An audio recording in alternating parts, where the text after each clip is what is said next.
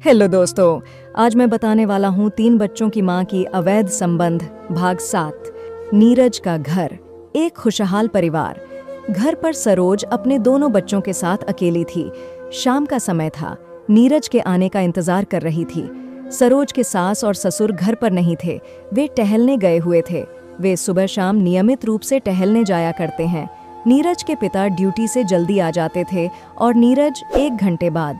Neeraj duty से आते समय मन में कविता को याद करते हुए बाइक चला रहा था। वह उस दिन कविता के साथ बिताए पलों को याद कर रहा था। बार बार कविता का सुंदर चेहरा उसके आंखों के सामने आ जाता। नीरज कल के लिए उत्साहित था क्योंकि अशोक के घर डिनर पर जाना है, जहां कविता से मिलने और बात करने का मौका मिलेगा। उन्हीं सब पलों को याद करते करते नीरज घर पहुंच जाता है। नीरज जब भी ड्यूटी से घर आता बच्चों के लिए हमेशा कुछ ना कुछ खाने का आइटम लाया करता था। आज दोनों बच्चों के लिए उसने डेयरी मिल्क चॉकलेट लाया हुआ था। नीरज घर के अंदर आकर सरोज से पूछता है, कहाँ है मेरे दोनों शेर? सरोज कुछ जवाब देती। इसके पहले पिता की आवाज सुनकर दूसरे कमरे में खेल रहे दोनों बच्चे दौड़कर नीरज से लिपट जाते हैं। बड़ा लड़का ओंकार 5 साल का और लड़की कनक 2 साल की थी। नीरज कनक को गोद में उठाकर गालों पर चुम्मों की झड़ी लगा देता है। ओंकार देखता रहता है।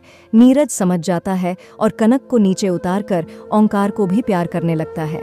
नीरज बच्चों से पूछते हुए, देखो पापा, आज तुम्हारे लिए क्या लाए हैं? नीरज पॉकेट में हाथ रखता है और धीरे धीरे आराम से चॉकलेट को बाहर निकालने लगता है। बच्चों की जिज्ञासा बढ़ती जा रही थी।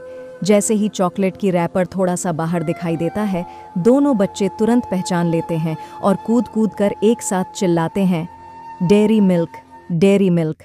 हाँ, वेरी गुड, कहते हुए नीरज दोनों को एक एक डेयरी मिल्क दे देता है। बच्चे चॉकलेट लेकर दूसरे कमरे में चले जाते हैं। थोड़ी दूर पर खड़ी सरोज यह सब देखती रहती है और नज़दीक के पास आकर मुस्कुरा कर कहती है, नीरज, कभी हमें भी इस तरह से प्यार कर लिया कीजिए।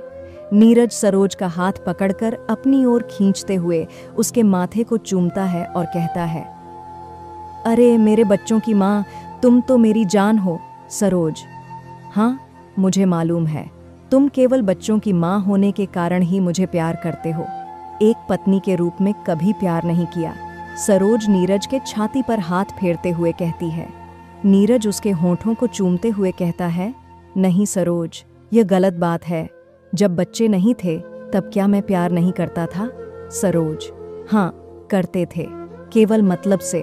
मतलब निकल जाने के बाद देखते भी नहीं थे।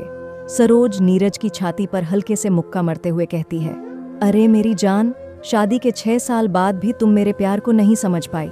नीरज कहता हुआ सरोज के गले में हाथ डालकर बेडरूम में ले आता है। नीरज सरोज को बेड पर लेटाकर उसके होंठों को चूमते हुए कहता है, मैं तुम्हें कितना प्यार करता हूँ, बस प्यार का इजहार नहीं कर पाता और तुम्हें लगता है कि मैं प्यार नहीं करता। नीरज सरोज को मनाने के लिए इससे अच्छा झूठ बोलने को नहीं मिला, जो उसने कई बार सरोज से कह चुका था। सरोज, सच में तुम मुझे इतना प्यार करते हो? सरोज नीरज की आंखों में देखकर कहती है। सरोज फिर एक बार बेवकूफ़ बनने जा रही थी। नीरज समझ जाता है और कहता है, हाँ सच में, मैं तुमसे बहुत प्यार करता हूँ। अब तो तुम्हारे बिना जीने की सोच भी नहीं सकता, समझी? कहते हुए उसके माथे को चूम लेता है। सरोज नीरज के गले में अपनी दोनों बाहें डालकर कहती है, फिर भी पता नहीं मुझे विश्वास नहीं होता, क्योंकि मैं उतनी सुंदर नहीं हूं ना। नीरज, तुम किस गलत फहमी में हो? चेहरे की सुंदरता कोई सुंदरता है और दूसरी बात तुम भी सुंदर हो। मैंने पहले भी कहा है, तुम मन से बहुत सुंदर हो। तुम्हारा स्वभाव बहुत अच्छा है, बस मुझे और कुछ नहीं चाहिए, कहते हुए सरोज को गले लगा लेता है। तभी बाहर से नीरज के माता पिता की बातचीत सुनाई पड़ती है। दोनों अलग हो जाते हैं। सरोज उठकर किचन तरफ दौड़ती है। नीरज ड्यूटी के कपड़े उतारने लगता है। अब उसे नहाने जाना था। शादी के बाद से सरोज नीरज को पूरी तरह से अपना लिया था और उसे ही अपनी जिंदगी मानती थी। नीरज से बहुत प्यार करती थी और उसकी हर बात पर आंख बंद करके विश्वास करती थी। नीरज शादी के बाद से ही सरोज के साथ केवल पति होने की जिम्मेदारी निभा रहा था। दिल से कभी प्यार नहीं किया, पर हमेशा सरोज को खुश रखने की कोशिश करता, हमेशा अपने प्यार की झूठी बातों से दिल बहलाते रहता। जैसा आज उसने बहलाया, बेचारी हर बार बेवकूफ बन जाती है। नीरज का घर रामनगर में पानी टंकी के बिल्कुल पास ही था। नीरज के घर से 4 किलोमीटर दूरी पर अशोक का घर पड़ता है। घर में नीरज छोटा था। नीरज की बड़ी बहन संध्या का विवाह हो चुका था। दामाद रेलवे में लोको पायलट था। वे डोंगरगढ़ रेलवे कॉलोनी में रहते थे। नीरज के पिता भी उसी कंपनी में पिछले 22 वर्षों से कार्य कर रहे थे, जिस कंपनी में नीरज किया करता था। वास्तव में नीरज के पिता ने ही नीरज को वेल्डर ट्रेड में ITI करवाकर उसी कंपनी में नौकरी लगवा दी थी।